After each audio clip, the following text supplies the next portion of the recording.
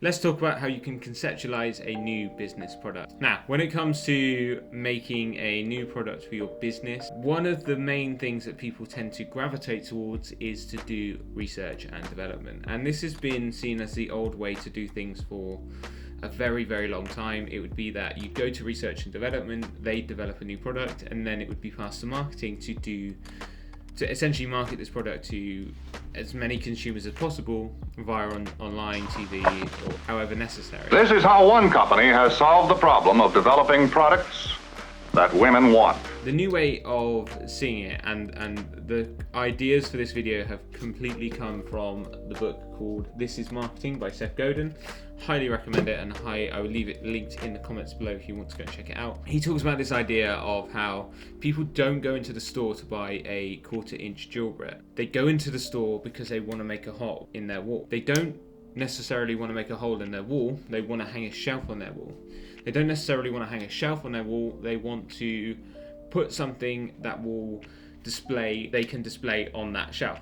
They don't necessarily want to display something on that shelf, they want to show to their partner, show to their family, show to their friends that they have a desire and a love for this person in this particular photo on the shelf that they've hanged on the wall using the 1/4 inch drill bit. In the book, he talks about the idea that a product isn't necessarily a product, it's what the person who is buying the product gets from it. When it comes to being a small business, this can be hard to kind of conceptualize in the sense that you don't necessarily always know what it is that your customers want to buy, especially if you haven't got that many customers or you haven't made that many sales, then this can be exceptionally hard. One way to kind of get over this is to basically dream up ideas of what you want your products to be. So I'm gonna again link this back to my personal experience, and that is with developing a candle brand. So we've at the minute got a core collection which is in the glass amber jars, which are completely done, completely designed, and we started to sell them. We are starting a new range, and this is called the Senses collection. The process started with me working out what, or not necessarily what, but who I wanted the range to be aimed towards. This started out with conceptualizing ideas in my book, so literally just scribbling down who I wanted to buy this candle. So when it came to making it and developing it, I've got an idea of who I want it to be aimed towards. The Senses collection is a luxury candle that is all natural and essentially touches all of the senses, minus taste, because you wouldn't really want to taste a candle.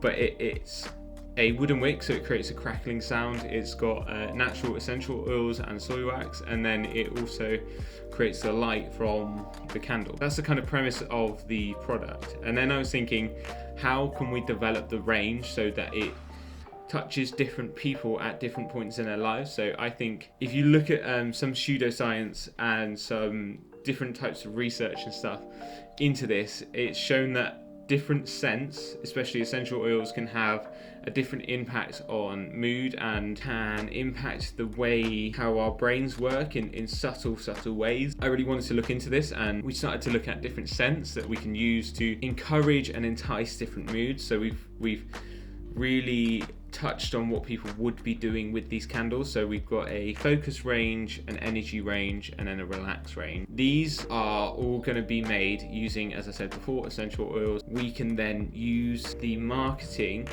to show people what the products do. So with the focus, I was really thinking about what I would use a candle for. It's like sitting at my desk and really just working away, really focused, really in deep work, and really sort of enjoying the process of it and really in the flow. So that's why we want the scents that would help with that.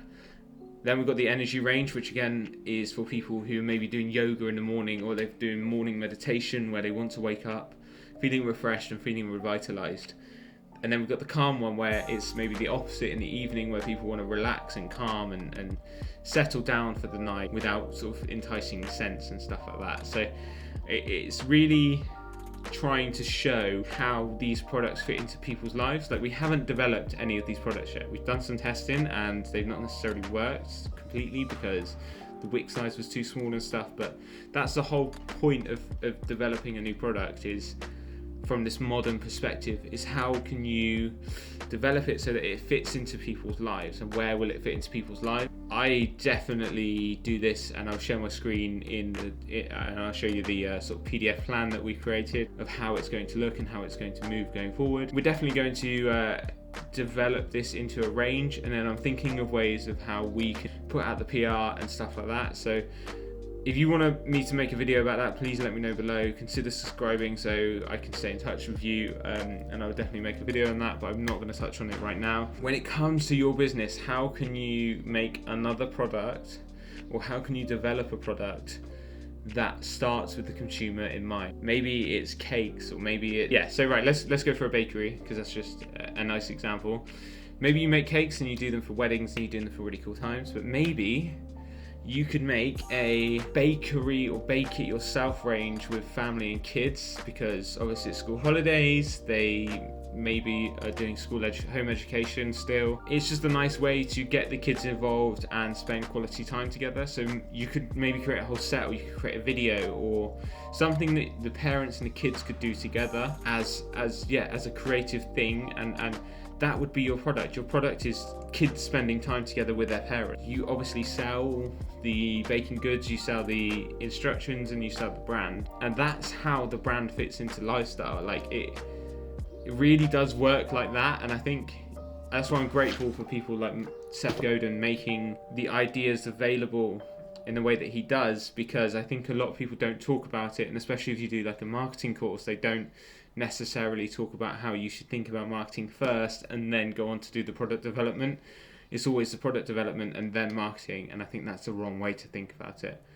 But I hope you found these videos useful, and I hope you have taken something away. If you have any specific questions, please let me know in the comments below, and I will be happy to help, and I will be happy to answer them. Remember, just keep doing what you're doing. Develop your marketing first and then develop the products, because then you'll have a clear idea of who you're trying to develop the product for, and you can make it the best possible product that you can. Thank you so much for watching. Have a fantastic day. Goodbye.